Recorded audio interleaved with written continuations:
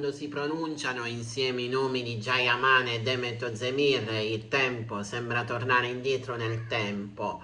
Non è solo nostalgia, è qualcosa di più profondo, quasi irrisolto. Un filo invisibile che lega due volti diventati simbolo di un'epoca televisiva grazie a Daydreamer, gli ari del sogno, la serie che li ha trasformati in icone romantiche internazionali. Ma cosa c'è davvero dietro il presunto ritorno shock? Ciao a tutti ragazzi e ragazze, io sono Newspage, il vostro reporter di fiducia e bentornati nel mio canale.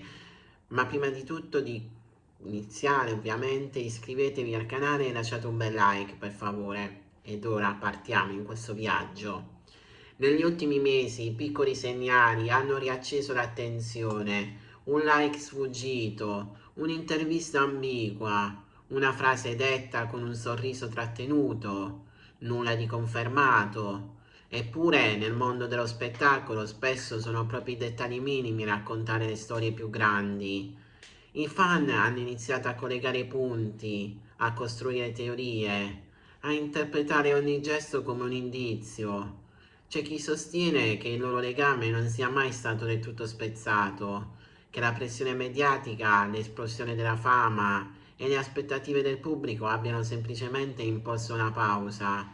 Durante il boom di Daydreamer, la chimica tra loro era così intensa da sembrare reale. Interviste piene di sguardi complici, backstage in cui si rivedevano senza filtri, eventi pubblici dove la tensione emotiva era palpabile. Ma la fama ha un prezzo da pagare.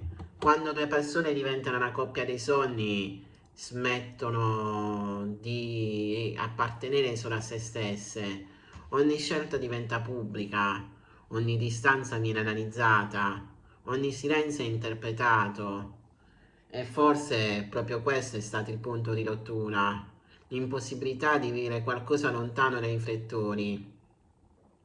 Nel tempo entrambi hanno preso strade diverse. Gian ha cercato nuovi progetti internazionali, ha cambiato immagine, ha costruito un percorso più maturo e strategico. Demet ha scelto ruoli differenti, più intensi, più profondi, dimostrando una crescita artistica importante. Eppure ogni intervista che toccava il loro passato sembra lasciare uno spazio sospeso, mai una parola negativa, mai una chiusura definitiva. E qui nasce il mistero. Alcuni insider del mondo televisivo turco hanno parlato negli anni di un rapporto complesso, forte attrazione, ma caratteri altrettanto forti. Due personalità magnetiche che insieme creavano scintille nel bene o nel male. La chimica sul set era reale, ma anche le discussioni lo erano. Passione e tensione, entusiasmo e incomprensioni, un equilibrio fragile come spesso accade quando l'amore si intreccia con il lavoro e poi improvvisamente il silenzio.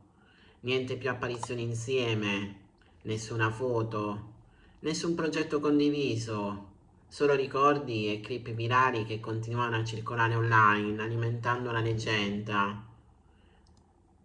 Il ritorno shock di cui oggi si parla nasce da un dettaglio apparentemente banale, un evento in cui sarebbero stati presenti entrambi.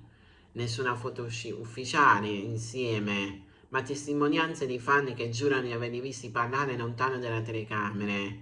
È vero? È una suggestione collettiva? O è la dimostrazione che certi legami non si spezzano mai davvero?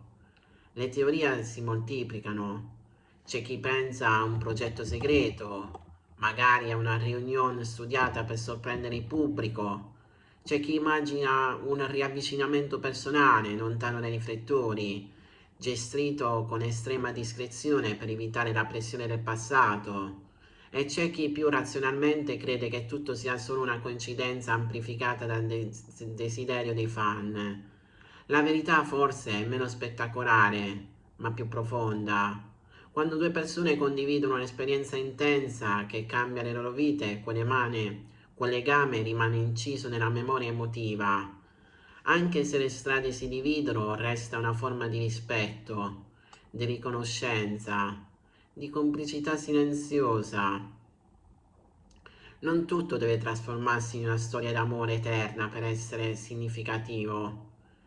Il gossip ama gli estremi, o insieme o per sempre nemici dichiarati, ma in realtà spesso è fatta di sfumature.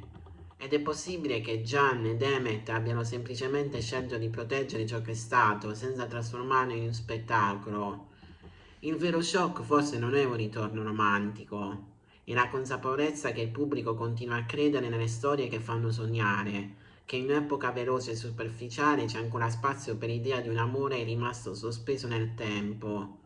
E qui arriva la riflessione più importante. Perché siamo così affascinanti dalla reunion? Perché vogliamo che certe coppie tornino insieme? Forse perché proiettiamo in loro le nostre speranze.